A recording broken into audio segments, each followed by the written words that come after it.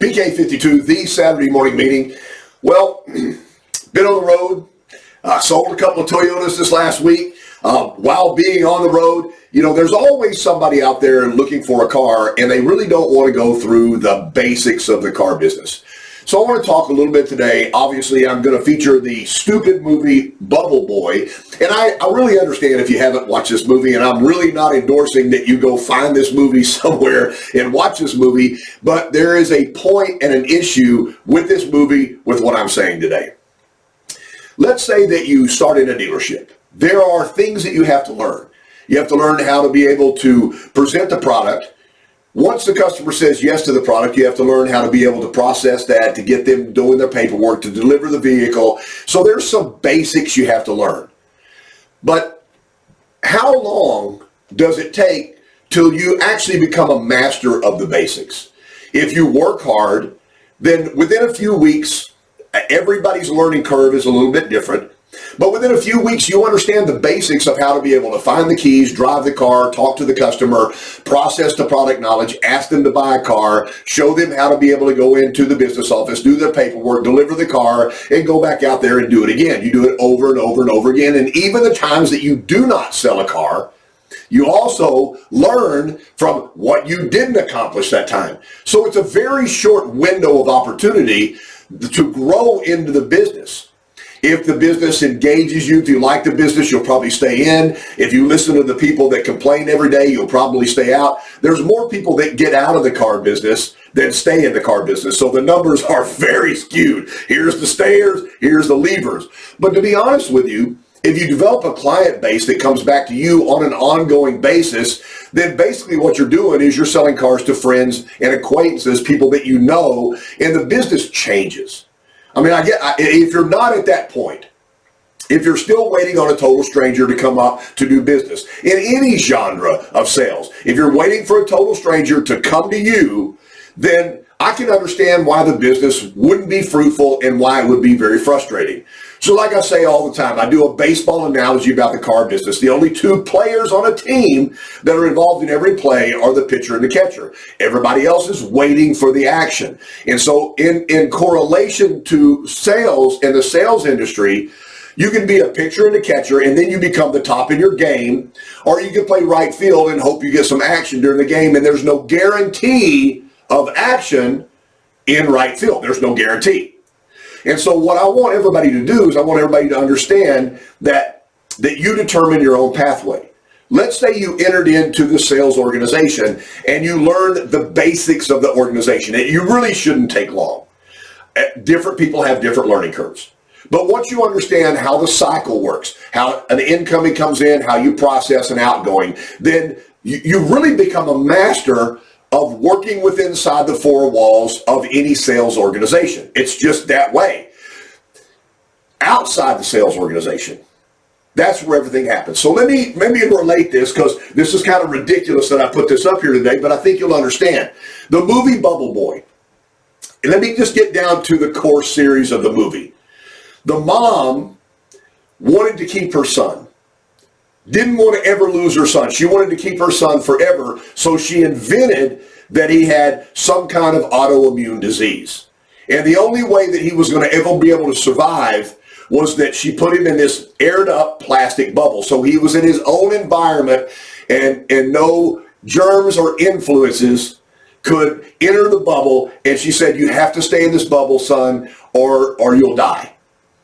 So during the process of finally getting out of the house and seeing the outside world, he basically escapes.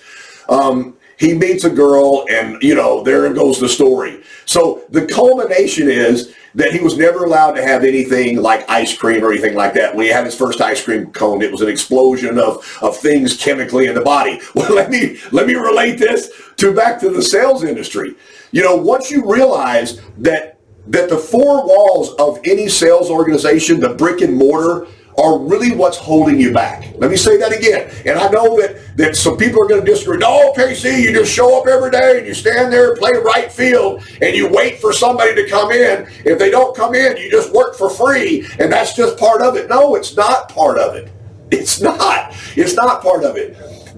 Everybody would rather drive a nicer car. That's just the end of story. If you're in the automotive space, everybody would like to drive a nicer car. Everybody would like to get a little bit of better gas mileage. Everybody would like to help the environment. I mean, there's so many categories. And in order to do that, you might need to move out of what you're driving right now into something else. It's a very easy segue to get into ability to be able to sell somebody a vehicle. But they don't want to go to a dealership because they've been there before and it wasn't fun. It wasn't entertaining. They met a total stranger. And it's crazy to me that consumers don't really understand the fundamentals of buying a car. If you show up at a dealership unannounced, you're probably going to get served by somebody that's been in the business less than a week because they have nothing else to do but stand outside and wait for you to park in the parking lot. And if you want to know why it's so hard to buy a car, it's really hard to buy a car from that person because they don't know what they're doing. They have to ask about everything. But if somehow you worked with a person that had been there for 20 years and had a gigantic client base and really understood the business, it would probably be the greatest transaction in the history of you buying a car as a consumer. So Bubble Boy was kept from the world until he finally got out of the bubble. So the bubble is you have learned the basics of your business. You understand how it begins, how the middle works, and how it ends. You got it. And it doesn't take long. There's so many people that have got out of the automotive space because they couldn't break away from the basics because the basics held them back, both entertainment-wise and financially. There's nobody that wants to work 50 or 60 hours a week anymore. That's just not what the world is made of anymore. And that's what is required when you initially get into a retail space where you get paid based upon your yield or commission. And so what I'm trying to say is the faster that you can have somebody come to you, the more you can work your own hours and you can develop your client base. Now that's easy to say. I hear you. So if you're in a dealership and there's 20 to 30 salespeople, there's going to be 29 people that do business exactly the way you do business every single day. They show up at 9:05 for the 9 o'clock meeting. They don't do any prep work. They get there, they get on their phone a little bit, they get a cup of coffee, and eventually when it warms up a little bit outside, they go stand outside and talk about some kind of sports game they saw the night before with a group of 6 or 7 people. Normally, 6 or 7 customers don't come in at once. So 6 or 7 people, here comes a car. That means there's still 6 there because the 7th one went over and met that customer and started their day. That's the way the majority of people do their business. Why would you think that was going to lead you to a bigger path? Why would you think that was going to separate you from everybody else? What is it that nobody's doing? I was in a dealership a couple of weeks ago, and I met some really, really interesting people. I was there for 4 days, so it was a big immersion. Got to meet some people personally. I mean, got into their personal space. We had personal conversations. I'll tell you at the end what I saw. I saw a group of people. Nobody told me that this was the best job they ever had. Nobody said that. It's all right, but nobody said that. Nobody said at a management position, this is the best crew I've ever worked with in my life. They're amazing. There is no better crew in the United States of America. They're the best. Nobody said that. So I could go on. It was nobody said, nobody said, nobody said, nobody said, nobody said. However, there was a handful, if not more, of absolute complaints about where they worked. So it's up to an individual. It doesn't have to be the owner or a higher up manager or a middle manager that changes the flow of any business. It doesn't have to be somebody that's at the top echelon of that dealership or wherever they're working. It could be you. Can you turn the attitude of a place around?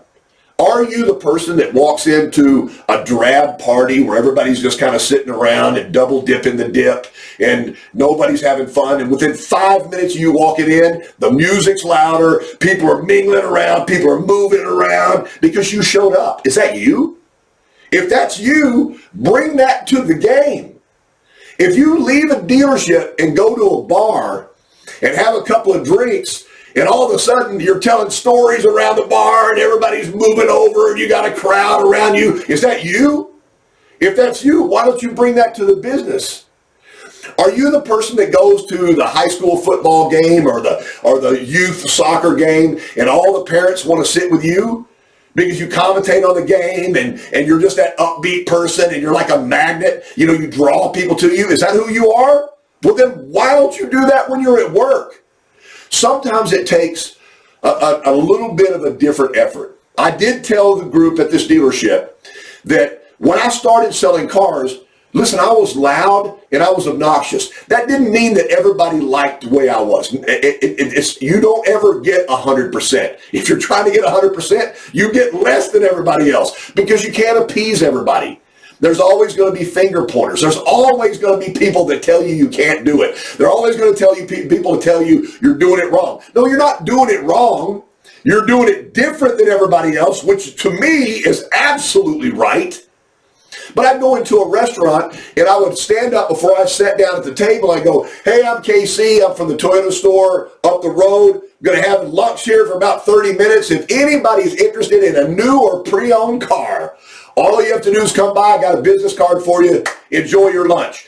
I was never kicked out of a restaurant. That took a couple of seconds. Everybody looked around like, what is that guy doing? But why would I not do that?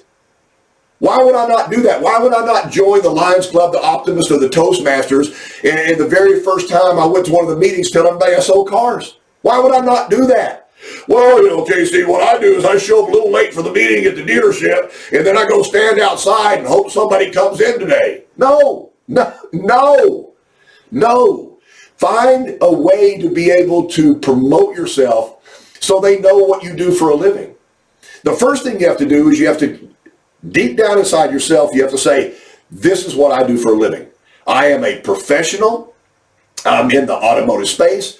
I sell automobiles, vans, trucks, cars to people, and they come back and buy a second or third vehicle from me. They call me on the phone. They order their vehicles from me because I become an automotive broker. It's no different. I still go to the same store with the same people, but of the 20 salespeople, I'm the one. I'm not the 19. I'm the one. I'm not the 19. Do not let anybody put you in a bubble and tell you that this is the way you have to do it every single day. Don't fight the management. Show them that you're willing to go out there and do everything they ask you to do, plus. Do plus business. Be the bubble boy when he had his first ice cream cone, because it was a revelation to him. It was always there. It was always there, but mama kept him in the bubble. Who's keeping you in the bubble? PK52, the Saturday morning meeting.